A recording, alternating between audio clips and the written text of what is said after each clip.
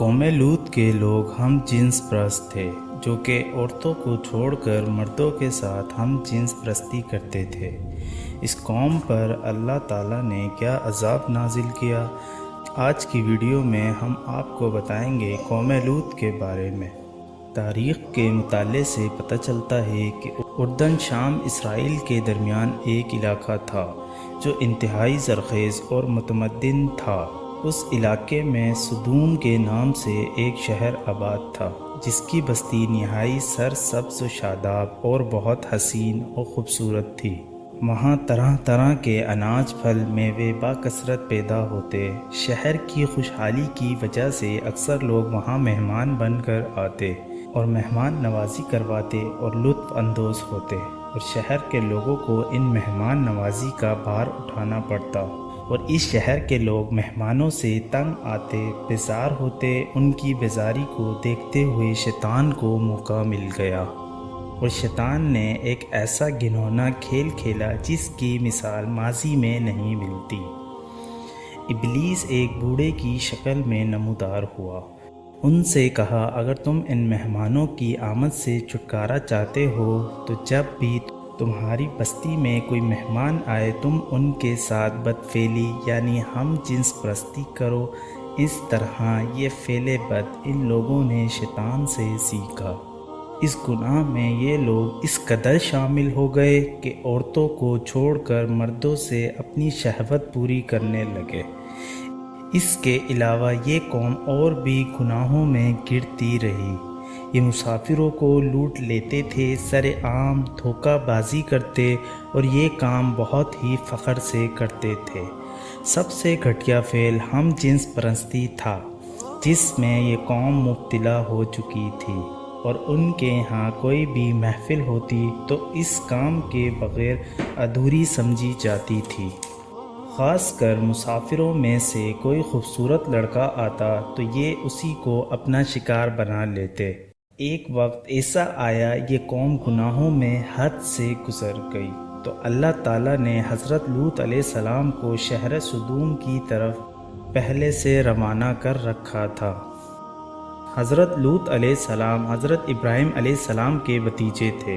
انہوں نے اپنی قوم کو جب ان گناہوں میں دیکھا تو انہیں مخاطب کرتے ہوئے فرمایا، جس کا ذکر قرآن میں بھی موجود ہے کہ تم وہ بے حیائی کرتے ہو جو تمہارے سے پہلے جہاں میں کسی نے نہ کی، تو تم مردوں کے پاس شہوت کے لیے جاتے ہو، عورتوں کو چھوڑ کر تم لوگ حد سے گزر چکے ہو۔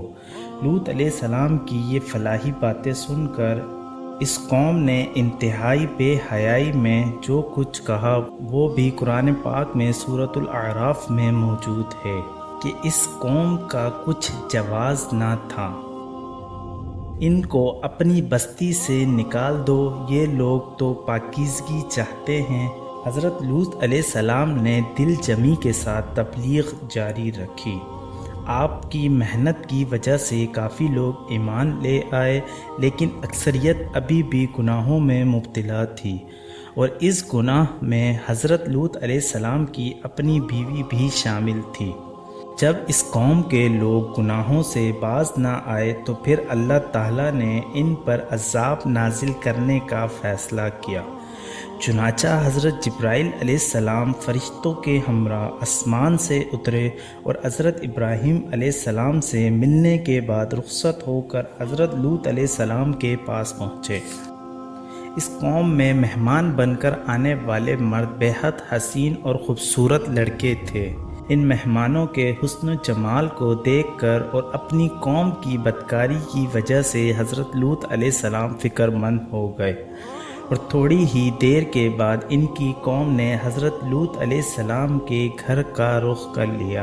حضرت لوط علیہ السلام نے اپنی قوم کو بہت سمجھایا، ان کی رہنمائی کی، انہیں منع کیا، لیکن یہ قوم پھر بھی باز نہ آئی، اور پھر یہ لوگ حضرت لوط علیہ السلام کے گھر کے دروازے پر پہنچے تو ان لوگوں نے حضرت لوط علیہ السلام کے گھر کے دروازے کو توڑ دیا اور اندر داخل ہو گئے۔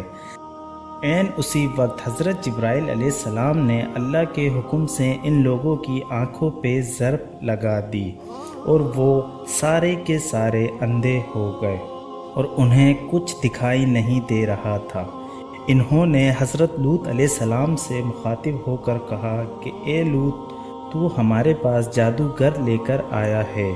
انہوں نے حضرت لوط علیہ السلام کو بہت دھمکیاں دی۔ آپ دل ہی دل میں بہت فکر مند ہوئے کہ جب یہ فرشتے چلے جائیں گے تو میری امت مجھے اذیت دے گی، لیکن پھر بھی حضرت لوط علیہ السلام نے کوشش جاری رکھی اور کہا کیا تم میں سے کوئی بھی بھلا آدمی نہیں ہے؟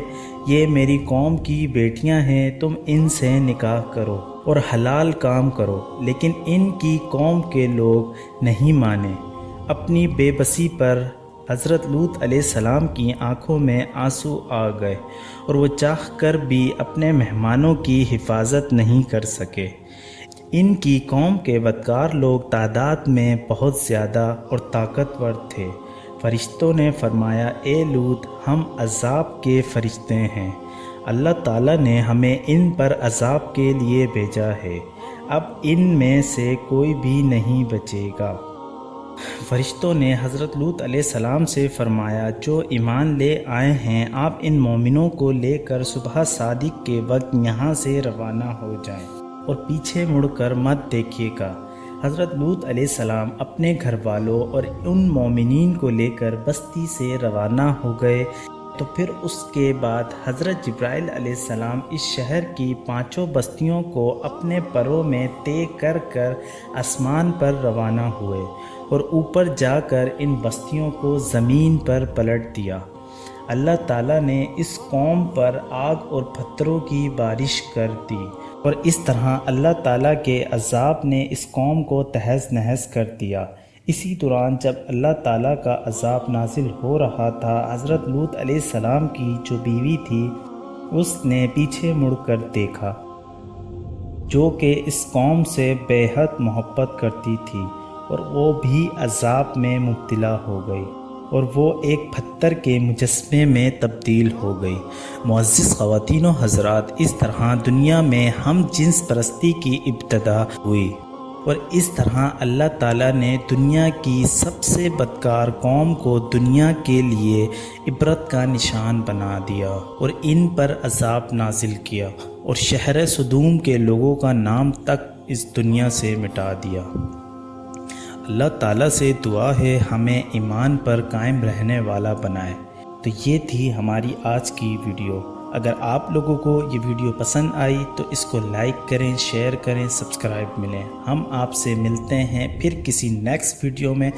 جب تک دیں آپ ہمیں اجازت، اللہ حافظ۔